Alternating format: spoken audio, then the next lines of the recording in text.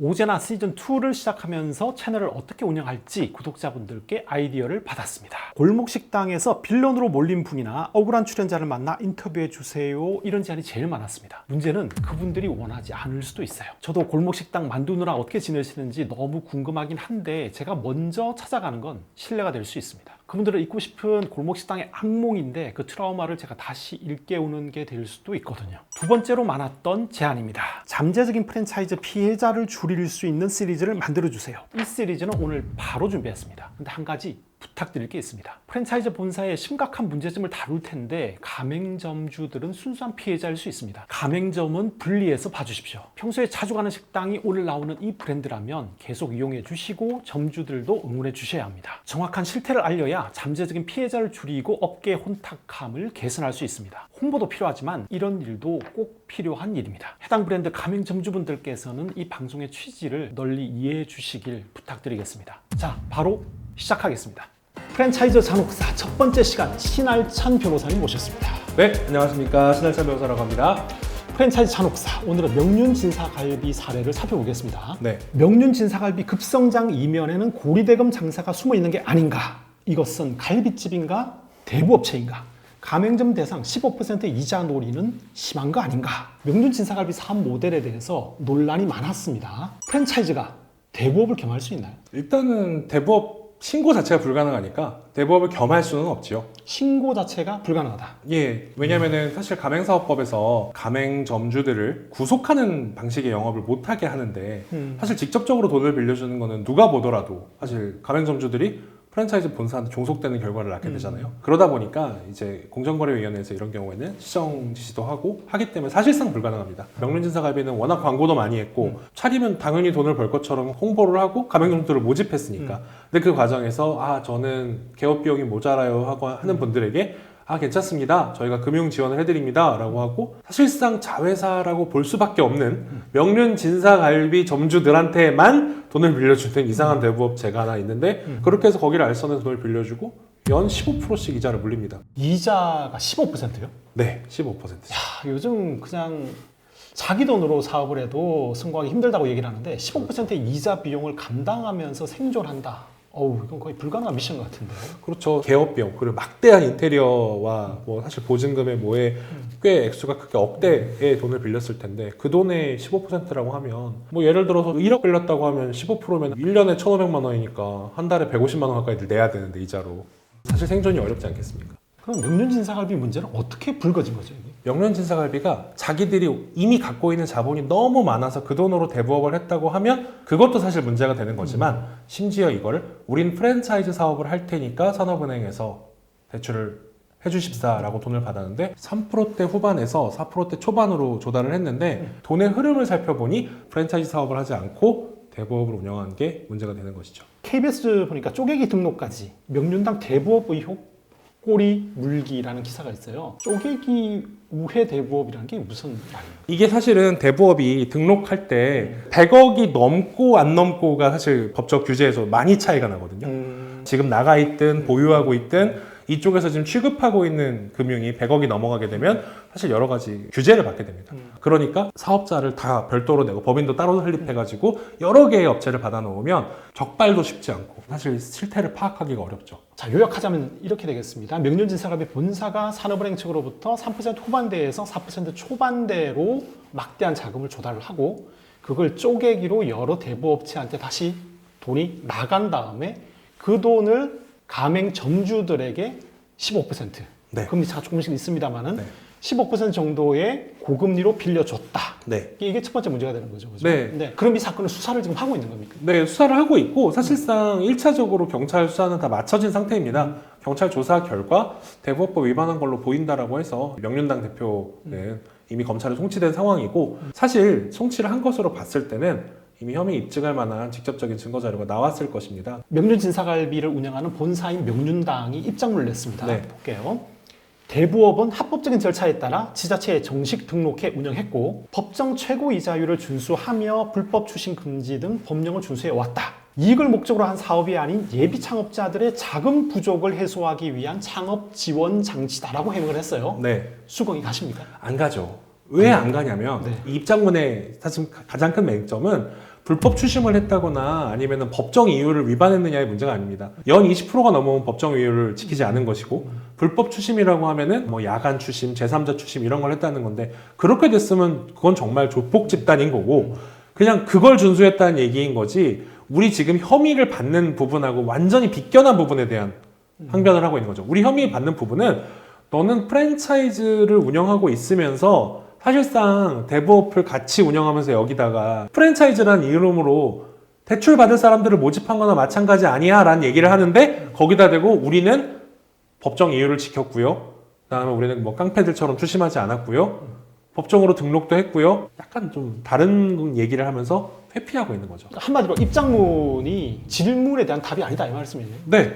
그러니까 이거에 대한 사실 올바른 답변은 그 대부업체는 저랑 직접적인 관계가 없고요. 그 대부업체는 다른 대부업도 해요. 그 대부업체는 저희하고 관계 없어요. 이렇게 네. 해야 제대로 된 네. 해명이 되는데 그게 전혀 아니란 말씀이시죠? 네, 맞습니다. 대출 원리금 상환 방식도 아주 독특해요.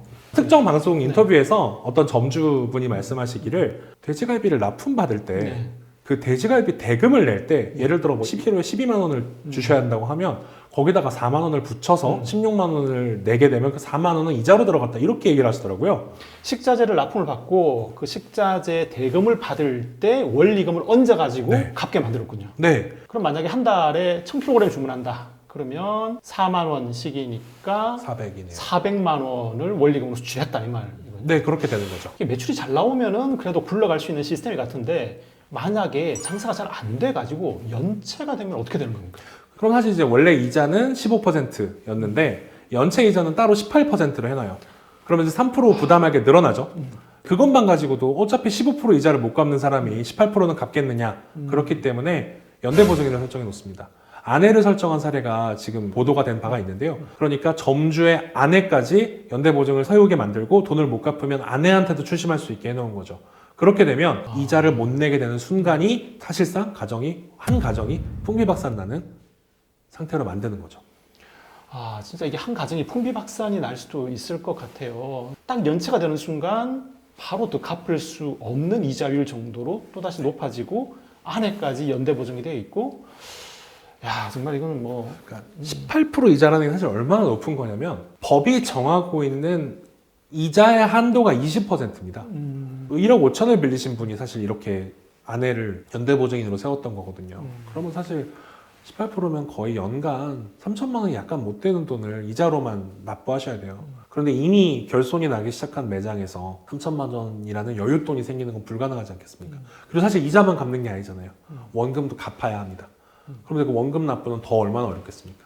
그러니까 프랜차이즈 중에서 식자재 납품하고 그다음에 원리금을 거기 얹어가지고 상환을 하는 그런 구조인 업체들이 여럿 있더라고요. 네. 근데 이거 정말 위험하죠. 네, 이제 금융 결합형 프랜차이즈 구조라고 하는데 이제 사실은 프랜차이즈와 금융은 전혀 무관한 분야인데 이거를 결합시켜서 사실 가맹본부의 어떤 영업이익은 극대화시키는 방식인 거죠. 왜냐하면 돈을 빌려줘서 가맹점을 차리게 만들고 그 가맹점에 인테리어를 해주고 그 가맹점에 식자재를 공급해주고 그리고 그 가맹점에서 번 돈으로 이자까지 받고.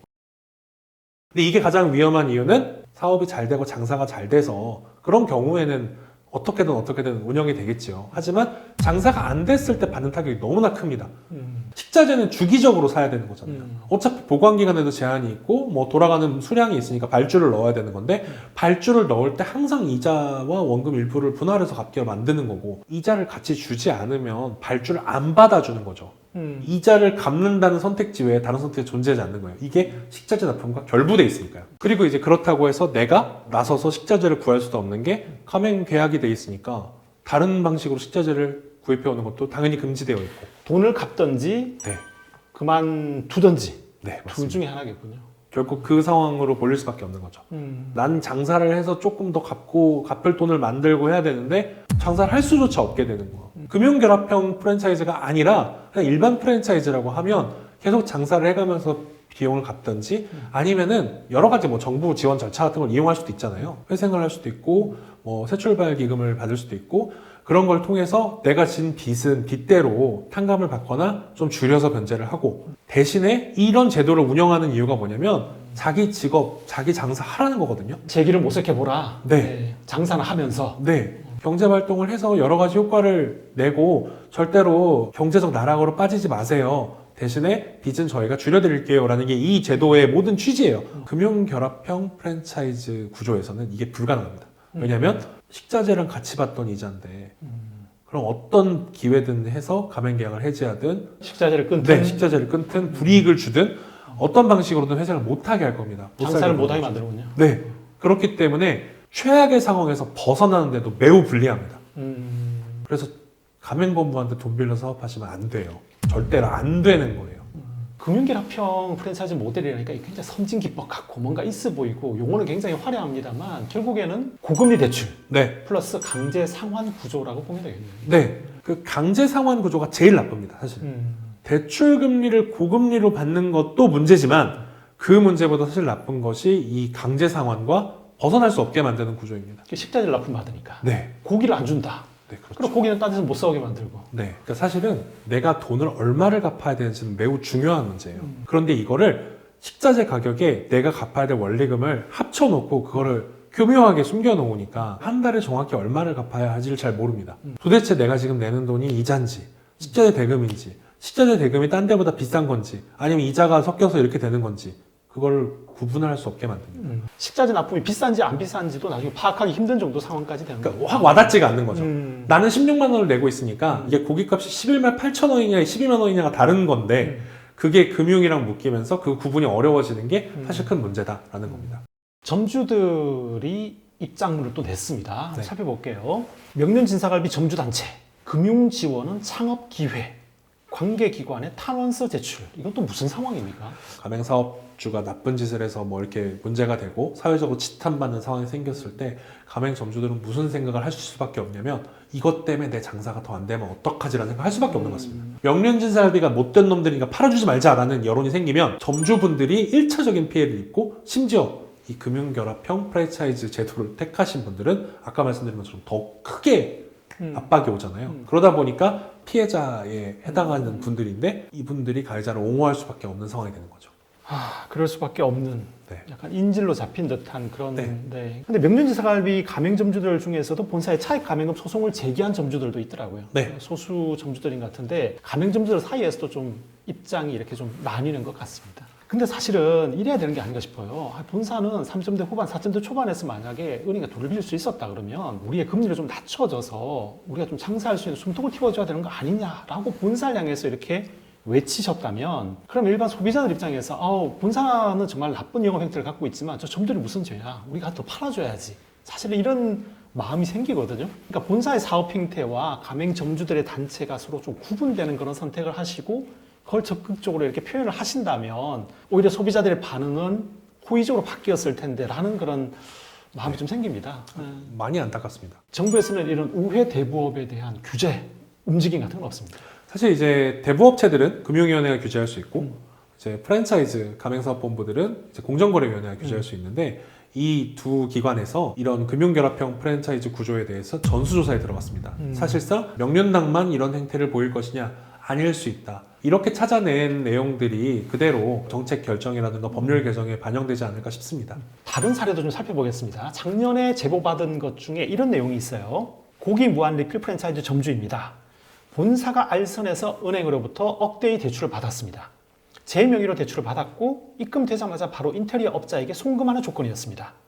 대출이자는 본사가 직접 냈고 저는 본사에 고기 대금 결제할 때 분할해서 상환했습니다. 가게 오픈빨이 지나고 매출이 떨어져서 고기 발주를 줄이자 본사는 대출 상환을 압박하고 고기 공급을 끊을 수도 있다고 합니다.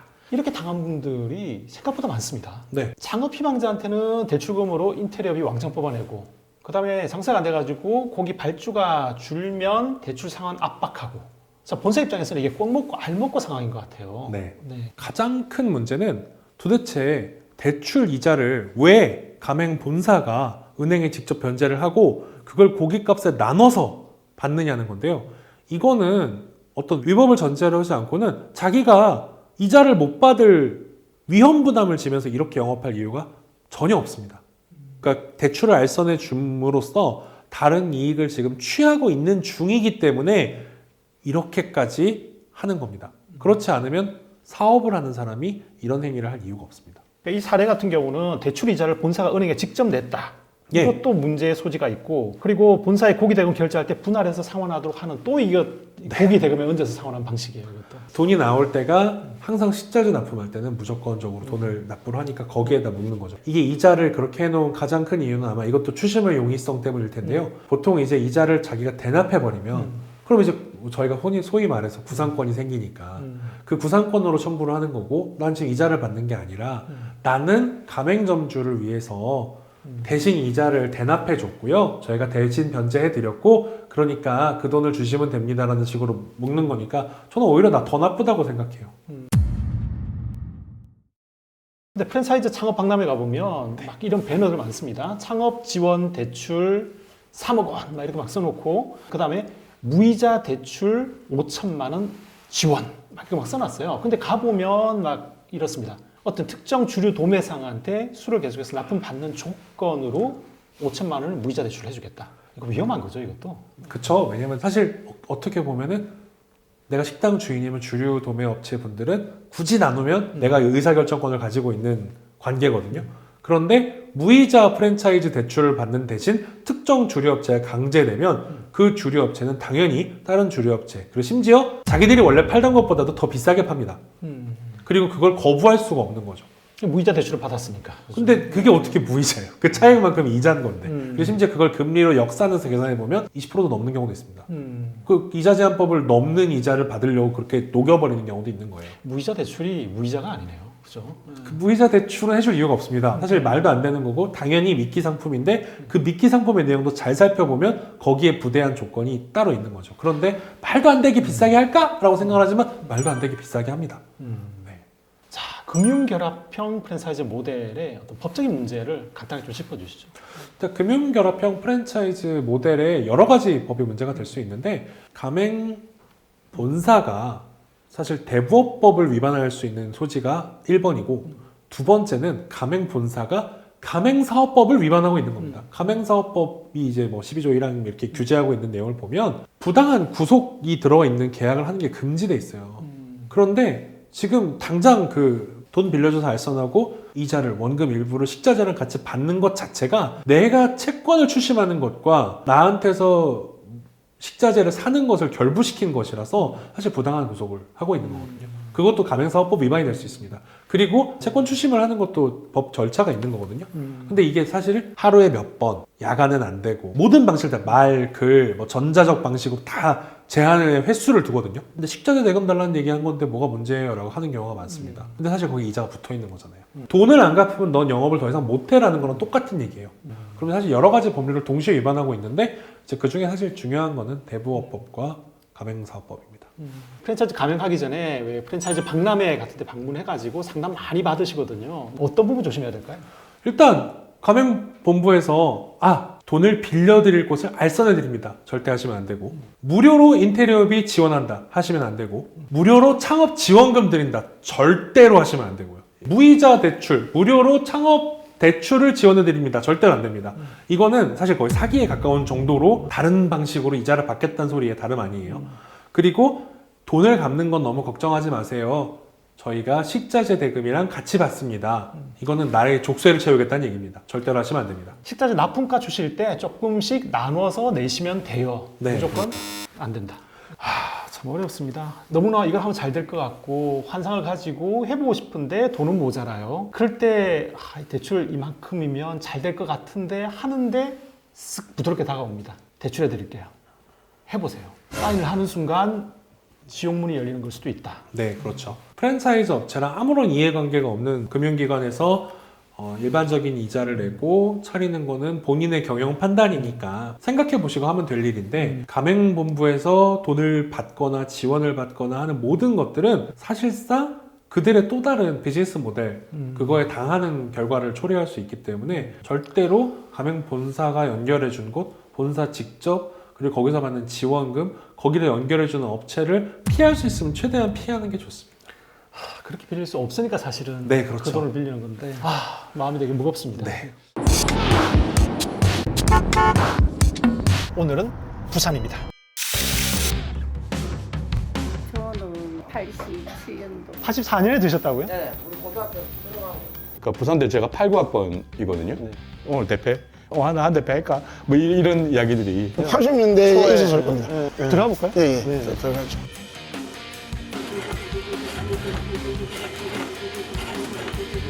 모르겠다. 그래, 거기 부산식이다. 아, 이게 부산식이요? 다 털어놓는 거? 소금을 안 쳤구나. 상주가라거든. 아니면 탕수육이 예, 예.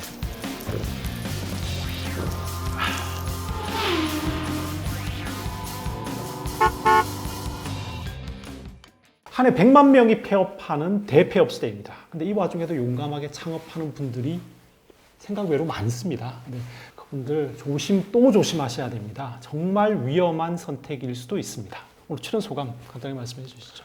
네, 다들 열심히 사시고 어떻게든 돈을 벌어서 가족을 부양하고자 프랜차이즈도 생각하시고 여러 가지 방법을 모색하고 계십니다. 그런데 그 과정에서 어떤 비즈니스 모델의 희생양이 되는 일을 좀 막았으면 좋겠습니다. 사실 프랜차이즈 박람회 가시기 전에 스튜디오 오제나 방송 한 번만 보고 가셔도 피해를 많이 막을 수 있을 거라고 생각이 됩니다. 피해가 일어나고 나서 뭔가를 수정하는 게 직업이라고 하면 사실 우리 김재환 감독님 같은 분 방송을 미리 보고 피해가 안 일어나는 게 제일 좋습니다. 저는 많은 분들이 보시고 제발 프랜차이즈 박람회에서 아까 절대 하지 말라고 했던 계약들은 안 하셨으면 좋겠습니다.